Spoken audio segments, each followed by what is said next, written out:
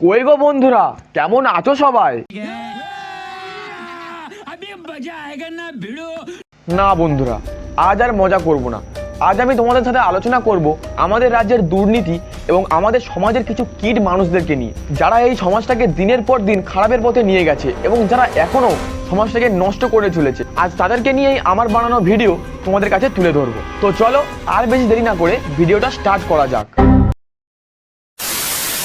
তো বন্ধুরা, তোমরা কম বেশি সবাই আজিকার মেডিকেল হসপিটালের ব্যাপারে জানো যে ওই হসপিটালেই একজন স্টুডেন্ট অর্থাৎ নার্স তাকে নিকৃষ্টভাবে ধর্ষণ করে তাকে মেরে ফেলা হয়। বলেন কি? সেই দিন ছিল 9 আগস্ট, রাত্রি 3টে।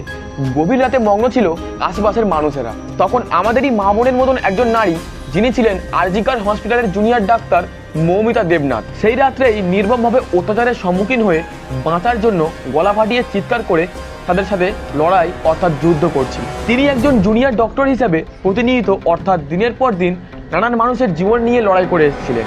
আর সেই দিন ছিল তার নিজের লড়াই। নিজের শরীরের সর্বোচ্চ ক্ষমতা দিয়ে লড়াই করার পরেও সে নিজেকে বাঁচাতে পারেনি। তুলে দিতে হয়েছিল সেই প্রাণ নির্মম অত্যাচারীদের হাতে। কলকাতার তৃতীয়তম সরকারি হসপিটাল আর.জি. কর। তো এই হসপিটালে 31 বছর বয়সী একটি মেয়ে, যার নাম ছিল মৌমিতা দেবনাথ, সে এখানে বেশ কয়েক বছর নার্সিং ট্রেনিংয়ের পাশাপাশি জুনিয়র ডক্টর হিসাবে তার প্রতিনিয়ত কর্ম করে যাচ্ছিলেন। তো সেই 9 আগস্ট বৃহস্পতিবার দিন মৌমিতা তার হসপিটালের সমস্ত কাজ সেরে বিশ্রাম নিতে গিয়েছিল সেমিনার রুমে, যেখানে তার মতো আরও কয়েকজন জুনিয়র ডক্টর ছিলেন। আর তারা ছিল মৌমিতার বন্ধু। আর সেই দিন ছিল মৌমিতার বন্ধুদের নাইট ডিউটি। তো বেশ কিছুক্ষণ ধরে মৌমিতা ও তার বন্ধুরা মিলে নিজেদের মধ্যে আড্ডা দেন এবং গল্প শেষে তার বন্ধুরা তাদের মতো কাজে লেগে যায় এবং সেমিনার রুম হয়ে যায় ফাঁকা। তো মৌমিতা তখন ঘুমিয়ে পড়ে। তখন বাজে প্রায় 3টে। আর ঠিক তখনই মৌমিতা অত্যাচারীদের হাতে শিকার হয়। আর তার পরের দিন সকাল 7:30-এর দিকে তার বিচ্ছিন্ন অবস্থায় মৃতদেহ দেখতে পান হসপিটালের আর অন্যান্য সহকর্মীরা। এরপর পুলিশ ঘটনাস্থলে এসে ব্যাপারটাকে ভালো করে তদন্ত না করে তারা প্রাথমিকভাবে বলছে যে মৌমিতার মৃত্যু ভোর 3টে থেকে 6টার মধ্যে হয়েছে। এবং পুলিশ কিন্তু তখনও ব্যাপারটাকে ভালো করে বোঝার চেষ্টা করেনি, এড়িয়ে যাচ্ছিলেন ব্যাপারটাকে। আর ঠিক তখনই শুরু হয় গণ আন্দোলন।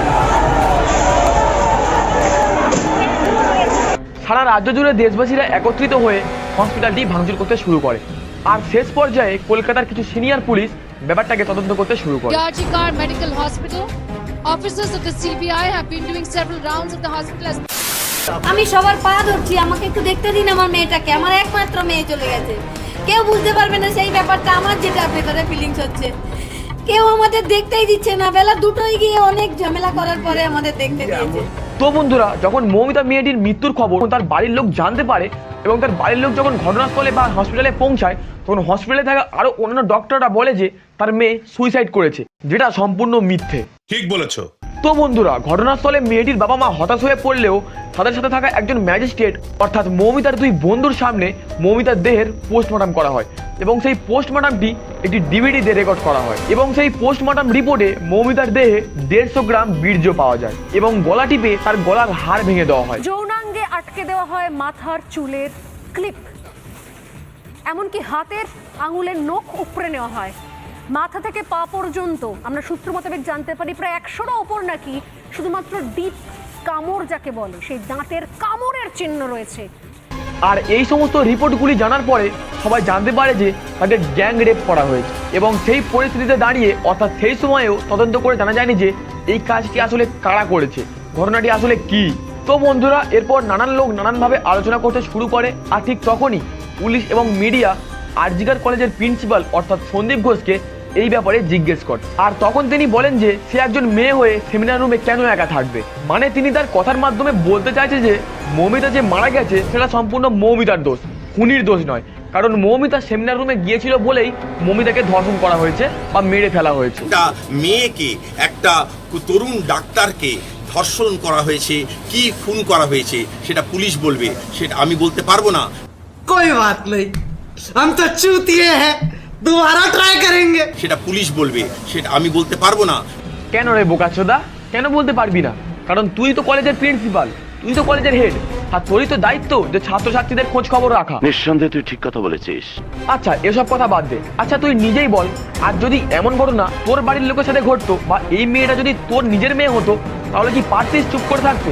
পারতিস পায়ের ওপর পা গুটিয়ে বসে থাকতে? হ্যাঁ হ্যাঁ বাড়া, আমি জানি তো তুই পারতিস, কারণ তুই তো একজন অমানুষ। তো বন্ধুরা এ এমনই একজন শুয়োরের বাচ্চা যে কিনা নিজের স্ত্রীকে সম্মান করে না। অ্যাকচুয়ালি সেই সময় তখন আমাদের পার্টি ক্ষমতায়, সেই সময় আমাদের জোনাল পার্টি থেকে খবর আসলো যে ওখানে একজন ভদ্রমহিলা, বিবাহিত মহিলা, তার 13-14 দিনের বাচ্চা, সেই অবস্থায় তার হাজবেন্ড মিস্টার এস ঘোষ সে নাকি লাথি মেরেছে। কথা ভালো ছিল না, ব্যবহার অত্যন্ত খারাপ ছিল। ওনার মায়েরও ব্যবহার ওনার থেকে আরও বেশি খারাপ ছিল। যেদিন ওই ঘটনাটা ঘটেছিল যে ওই মহিলাকে আমরা বের করে নিয়ে আসি, ওনার স্ত্রীকে পেটে লাথি মেরেছিল, সেলাই ফেটে গেছিল। কি বন্ধুরা বুঝতে পারলে এ কেমন শান্তির ছেলে? মনে তো হচ্ছে তোকে কালীঘাটে বলি দি, ধিক্কার জানাই তোকে। তো বন্ধুরা শুধু এই নয়, এর আগেও সন্দীপ ঘোষকে নিয়ে দুবার দুর্নীতির জন্য এক হাসপাতাল থেকে অন্য হাসপাতালে ট্রান্সফার করা হয়েছে এবং তার সম্বন্ধে কথা উঠেছিল যে তিনি র্যাগিং এর সাথে যুক্ত ছিলেন এবং ক্যান্সার রোগীদের গুরুত্বপূর্ণ ঔষধগুলি আটকে রেখেছিলেন। কি বলছিস তুই? ঠিকই শুনছো, ভুল কিছু শোনো। তো বন্ধুরা এগুলো তো হলো, কিন্তু এখন প্রশ্ন উঠছে যে সেই দিন রাতে মৌমিতা কেন সেমিনার রুমে গিয়েছিলেন? আর শুধু সেই দিন বলে নয়, হসপিটালে থাকা মৌমিতার মতো আরো কয়েকজন জুনিয়র ডক্টর তারা ওখানে গিয়ে রেস্ট নিতেন, কারণ অত বড় হসপিটালে রেস্ট নেওয়ার মতো জায়গা ছিল না, তাই তারা সেমিনার রুমে গিয়ে রেস্ট নিতেন। আর বন্ধুরা এবার শুরু হলো খুনিকে খোঁজার প্রশ্ন।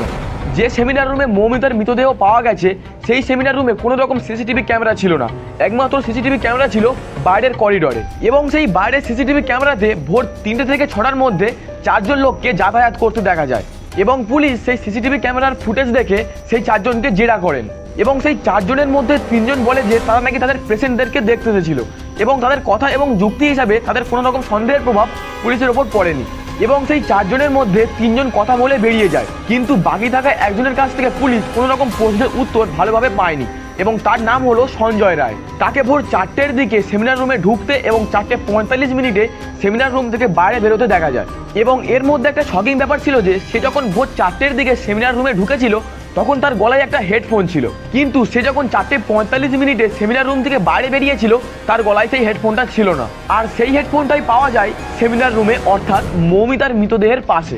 এবং এখান থেকেই পুলিশ জানতে পারে যে সঞ্জয় রায়ই হলো মৌমিতার মৃতদেহের খুনি। তো বন্ধুরা এখন তো তোমাদের মনে সন্দেহ জাগতে পারে যে এই সঞ্জয় রায় আসলে কে, এ আসলে কোন ব্যক্তি? তো বন্ধুরা আমি বলছি শোনো। বলো বাবাজি। এই সঞ্জয় রায় ছিলেন কলকাতার একজন সিভিক ভলেন্টিয়ার। 2019 সালে এই সঞ্জয় রায় কলকাতার সিভিক ভলেন্টিয়ার হিসেবে চাকরি পায়। अच्छा তো বন্ধুরা এই যে সঞ্জয় রায় সিভিক ভলেন্টিয়ারে চাকরি পেয়েছিল, এই একদিনের জন্য ও সেখানে জয়েন করেন এবং সে পার্টির নেতামন্ত্রীদের হাত ধরে সে তার কাজটি ট্রান্সফার করে নেয় ওয়েলফেয়ার ডিপার্টমেন্টে এবং সে এই থেকেই আরজিকর হসপিটালে যাওয়া আসা করত এবং সে দালালগিরি দেখিয়ে এবং গায়ের জোর দেখিয়ে সে ঘুষ নিয়ে অন্যান্য রোগীদের ভর্তি করত এবং সে সেই কারণেই জানতো যে হসপিটালের কোথায় কি আছে বা কে কোন রুমে আছে, সে সব কিছুই জানতো এবং সে গায়ের জোর ফুলিয়ে দালালগিরি দেখিয়ে সে যখন তখন রাতে দিনে সেই হসপিটালে প্রবেশ করত। ঠিক বলেছো।